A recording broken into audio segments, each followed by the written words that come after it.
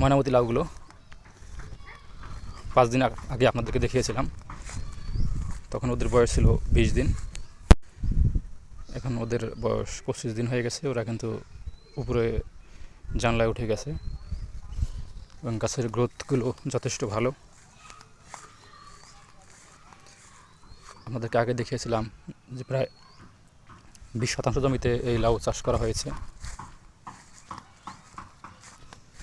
ভালো ফলনের আশাবাদী যারা চাষ করেছেন তারা।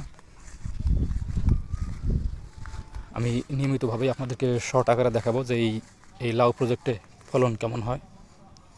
দেখুন, খুবই চমৎকার সুন্দর গাছ, তরতাজা, খুব ভালোভাবে এই গাছগুলো বেড়ে উঠছে।